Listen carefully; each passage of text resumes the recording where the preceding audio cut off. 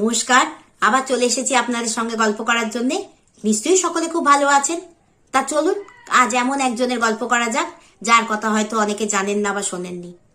আমরা তো এখন টেলিভিশন, সিসি ক্যামেরা বা ড্রোন ক্যামেরার সাহায্যে অনেক কিছু জানতে পারি এবং দেখতেও পারি। কখন কোথায় কি ঘটছে তা সরাসরি দেখতেও পাই। এমনকি পৃথিবীর অন্য প্রান্তেও কখন কি ঘটছে সেটাও আমরা লাইভ দেখতে পাই। কিন্তু বেশ কিছুটা বছর আগে কিন্তু এসব ছিল চিন্তার অতীত। যেমন টেলিভিশন আবিষ্কারের আগে আমরা অনেক কিছু দেখতে পারতাম না, আবার সংবাদপত্র আবিষ্কারের আগেও কিন্তু অনেক খবর আমাদের অগোচরেই থেকে যেত। তবে আজ আমি এমন একজনের গল্প করব যে তিনি হাজার হাজার বছর আগে জন্মালেও এই ধরনের ক্ষমতার অধিকারী ছিলেন। আজ আমি মহাভারতের সঞ্জয়ের গল্প করব।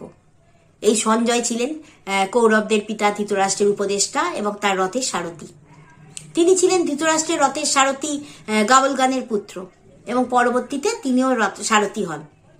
তার ধৃতরাষ্ট্রের প্রতি ছিল অপরিসীম আনুগত্য। এই কুরুক্ষেত্রের যুদ্ধের কথা তো আমরা সকলেই জানি। এই যুদ্ধ শুরুর আগে তিনি কিন্তু কৌরবদের দূত হয়ে যুধিষ্ঠিরের কাছে গেছিলেন তাদের পক্ষে আলোচনা করার জন্য।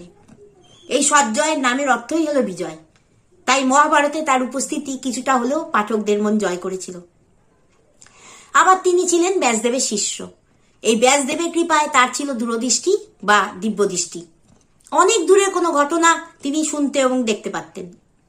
তাই এই যে কুরুক্ষেত্রের যে মহাযুদ্ধ 18 দিন ব্যাপী, তাতে কৌরব এবং পাণ্ডব দুপক্ষই কিন্তু অংশগ্রহণ করেছিল, কিন্তু ধৃতরাষ্ট্র অন্ধ হয়, তিনি সেই যুদ্ধে অংশগ্রহণ করতে পারেননি। ফলে হস্তিনাপুরের রাজপ্রাসাদেই তাকে থাকতে হয়েছিল। কিন্তু তিনি ব্যাকুল হয়ে সেই যুদ্ধের খবর জানার জন্য উদ্গ্রীব হয়ে বসেছিলেন। যেহেতু কৌরবরা সকলেই সেই যুদ্ধে সামিল হয়েছিলেন আর তিনি পিতা, তাই তার তো উদ্গ্রীব হওয়া কথাই। সেই সময় সেই রাজপ্রাসাদে তার পাশে বসে সঞ্জয় সেই কুরুক্ষেত্রের প্রান্তরে যে মহাযুদ্ধ হয়েছিল তার ঘটনাবলী পুঙ্খানুপুঙ্খানুভাবে তাকে বর্ণনা করেছিলেন। যেমন আমরা এখন লাইভ খেলা দেখি বা লাইভ কোনো ঘটনা দেখি, ঠিক সেইভাবে। শুধুমাত্র যুদ্ধের খবরই নয়, এই যুদ্ধের প্রাককালে শ্রীকৃষ্ণ এবং অর্জুনের মধ্যে যে কথোপকথন, যা আমরা এখন শ্রীমদ্ ভাগবত গীতা পড়ে জানতে পারি, তাও কিন্তু তিনি দেখতে এবং শুনতে পেরেছিলেন, এবং তাও কিন্তু তিনি পুঙ্খানুপুঙ্খানুভাবে ধৃতরাষ্ট্রকে বর্ণনা করেছিলেন। তবে দুর্যোধনের পতনের সাথে সাথে কিন্তু তিনি তার এই ঐশ্বরিক ক্ষমতা হারান, যা ছিল কুরুক্ষেত্র যুদ্ধের সমাপ্তির প্রতীক।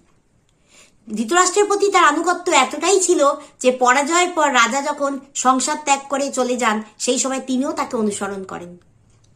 মহাভারতে তার উপস্থিতি বা গুরুত্ব প্রাধান্য না পেলেও তার এই ঐশ্বরিক ক্ষমতা কিন্তু পাঠকদের মনে তাকে অমরত্ব দান করেছিল। তা শুনলেন সঞ্জয়ের কথা। এই রকমই অনেক অজানা গল্প নিয়ে আপনাদের সামনে আবার আমি আসবো। তা আপনারাও যদি কিছু জানতে চান সেসবও আমাকে জানাবেন। যেমন আজ যে সঞ্জয়ের গল্পটা আমি করলাম, এটাও কিন্তু আমার এক সাবস্ক্রাইবারের অনুরোধেই করলাম। তাহলে সকলে খুব ভালো থাকবেন, সুস্থ থাকবেন। আজ আসি, নমস্কার।